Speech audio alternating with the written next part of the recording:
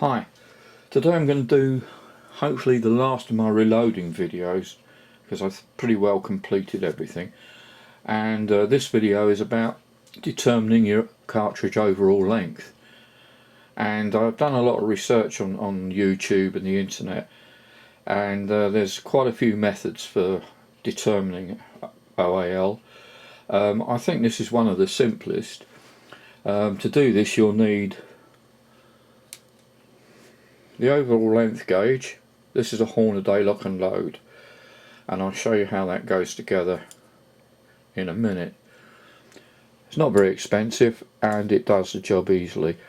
Secondly, if you're interested in your overall length to the Ogive, you're going to need a comparator, and this again is a Hornaday lock and load comparator. This is just the body, it fits on your caliper, and it effectively allows you to measure to the ogive, which isn't very obvious on a bullet, which I'll cover in a moment. Also, you're going to need inserts to the comparator for the caliber that you want to measure.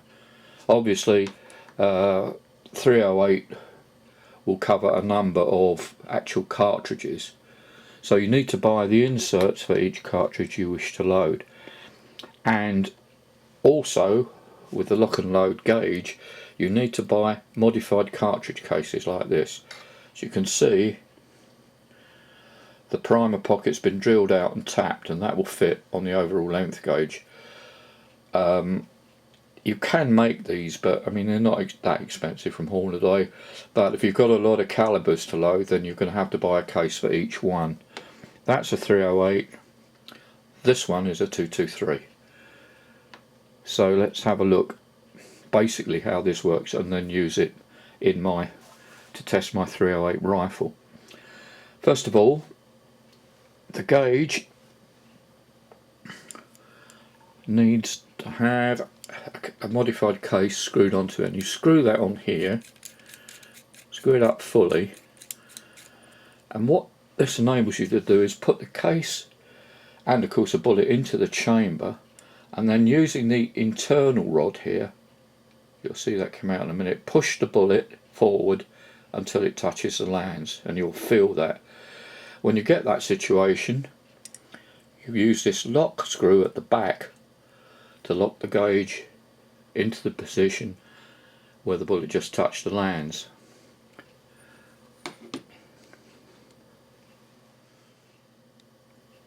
Okay, we're going to measure 308, and what I'm going to do now is fit the insert into the overall length gauge. You've got an Allen key with the kit as well. Put that in there, push down firmly and lock it up. Okay, now we've got our calipers here, and you'll notice that this is an analog or a dial caliper, and I don't like digital equipment like calipers, watches, clocks, anything. Don't like it. And you can use this kit perfectly well without the necessity of buying yourself a digital caliper. So let's fit this on here. We've made sure it's 0, and what I do, I use where the arm becomes sort of thicker and squarer, I use that as an alignment point for the base of this comparator, and then tighten it up. It's a bit awkward to do in video this, but there you go. And check the measurement. Now this is reading 1 inch and 7 thou, which is what I expect. Now I don't know about you guys, but what I keep is a reloading data book. It's got all my loads in, tested loads, so that I can take this down to the garage where I actually do the powder charging and bullet seating, and have a nice little book with all the measurements in. But at the back, anything I measure, whether that's micrometer, my powder thrower, bullet lengths, all the data that I measure I write down in here, and one of the measurements I've got somewhere is the actual length of that comparator and insert, which I've said before is 1/007 thou. Now you don't have to worry about this. If you make all your measurements and include the length of the comparator, they'll be just as valid, except they'll be 1 inch and 007 thou longer. Now I say 1/007 because I've noticed a lot of guys on YouTube, you get the decimal point wrong. I do it, and you know, it's a factor of 10 either way, so it's quite important to get that right. That's why I tend to call the measurement 1 and 7 thou. Just simplifies things. Okay, now the next thing we're going to do,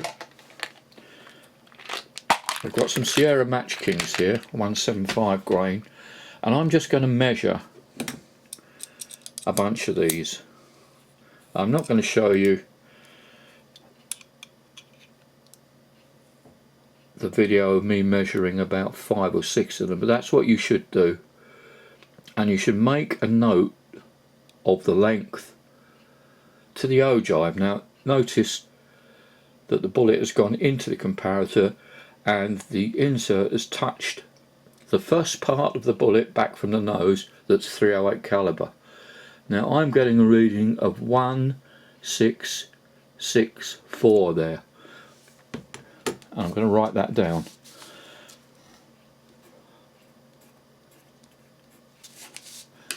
And I'll do that with a whole bunch. Put that back, get another one. Now this is to determine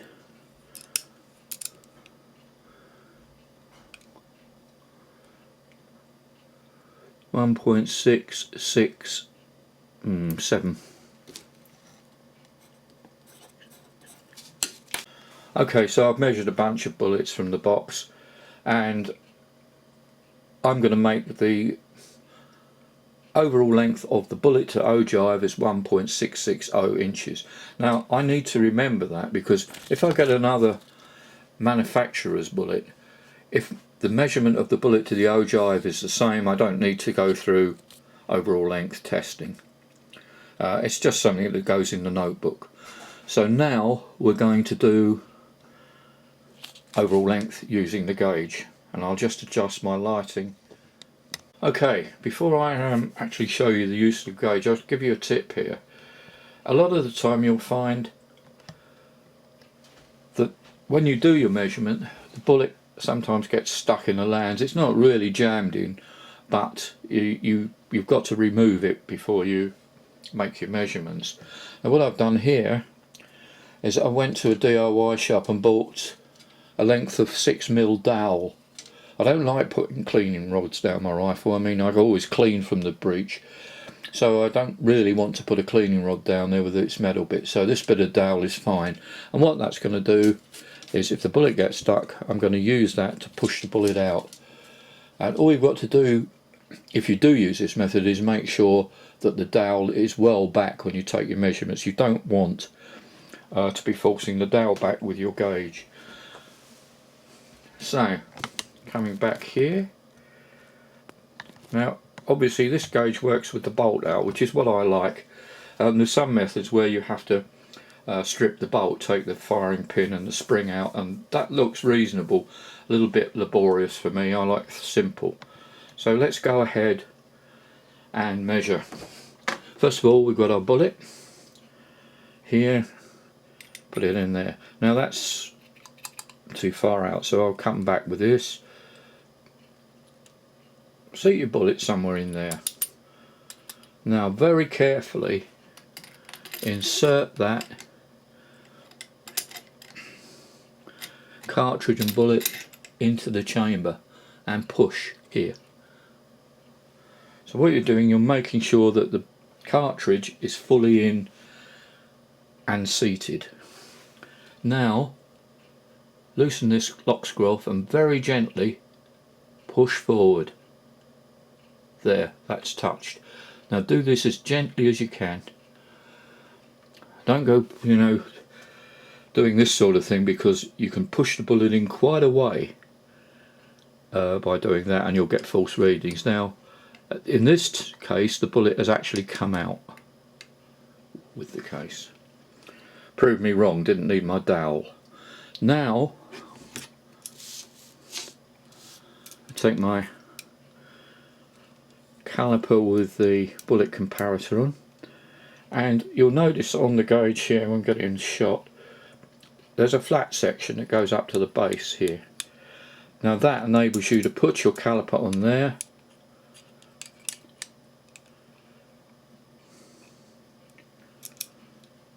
also do this gently, don't jam up here.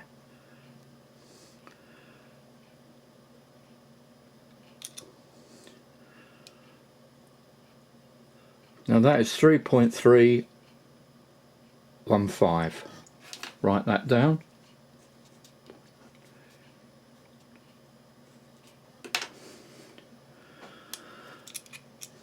And again, what you should do is do a number of measurements. So loosen this off again, same bullet, into the chamber, push it home, loosen the lock screw and gently push the bullet in till it touches. Tighten it up. Now this time you can see the bullet's gone into the lands. So I use my dowel, push it out.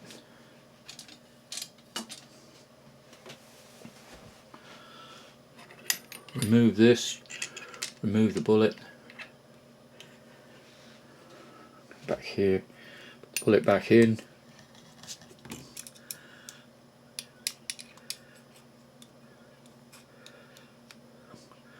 Now I've found this before, that the second, third, fourth readings are always greater than the first one. Don't ask me why, but I take the second, third, fourth, etc. Now this is 3.325. Write that down.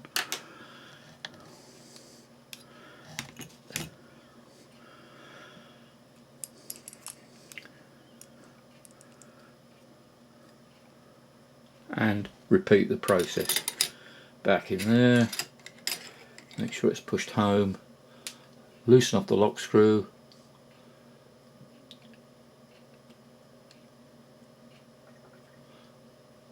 tighten up,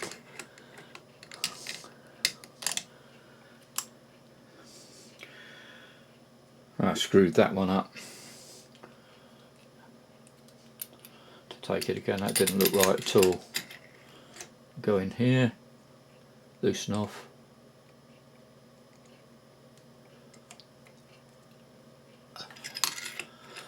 better. Again you can see it's gone into the lands and got stuck there, so I use my dowel again, knock it out.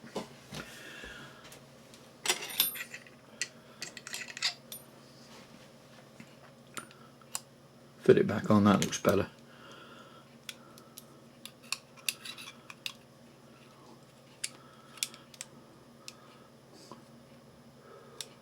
3.325.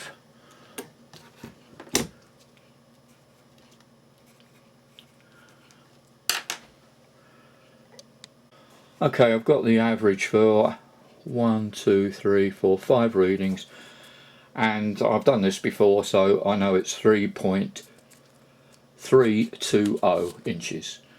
Now on a 308, and I've done this and tested this, I'm going to seat the bullet 20 thou off the lands. Remember, this reading is to the lands, so the ogive is touching the lands. That's not what I particularly want. I need a 20 thou jump. So I take 20 thou off of that reading, and now I know my seating, my bullet seating length is 3.300 inches. Now all of these readings include the comparator length. If you want to produce the actual length, you need to take the measurement that we got in the first place, which was 1.007 thou from this reading. I don't bother. I think it's more confusing when you get to your loading bench with a list of measurements and you say, was that with a comparator, was it without, is my decimal point wrong or right? So it's just as easy to seat your bullet to this length, which includes a comparator, as it is to go through all that pointless deduction to produce the actual length. It doesn't matter. So that's why you don't need to buy digital calipers to do this job. The only benefit they give you is that you can zero out the comparator. Lastly, I'm going to show you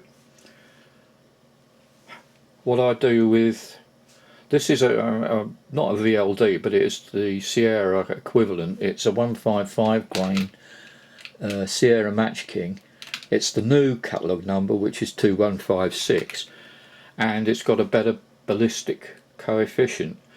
Now you wonder why that is, and you'll soon find out if you go to do the overall length with this gauge. So first of all, let's back it off again, put it in there, lock that up. Let's get better, improve the shot here, sorry.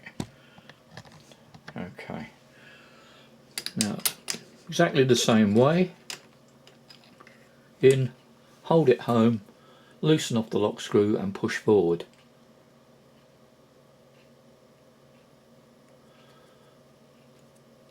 Tighten that up, withdraw it. Again, it's stuck in the lands. So we use our dowel here, tap it out.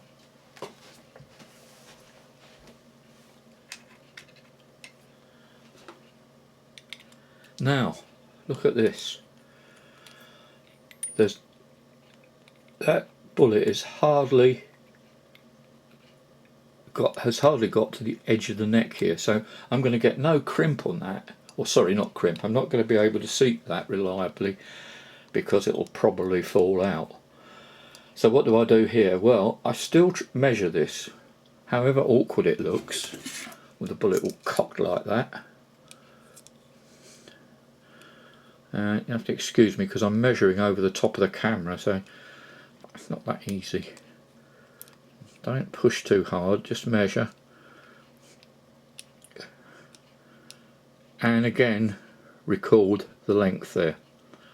Now you see that that is 3.342. Again, repeat that and write it down, but we won't go through that process because it's just repetitious. Now remember, that was 3.342.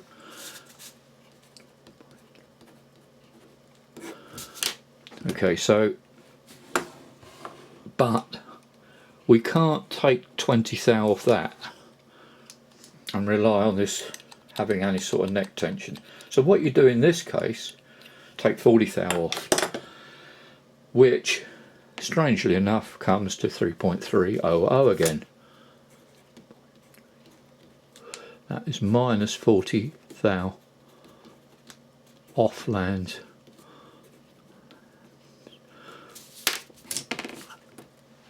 And when you're doing your bullet seating with this particular bullet, you seat to the same length, but you'll get 40 thou off the lands. Now that's a bit of a trade-off because certainly in my rifle I can't put the bullet into the lands without it almost falling out of the case.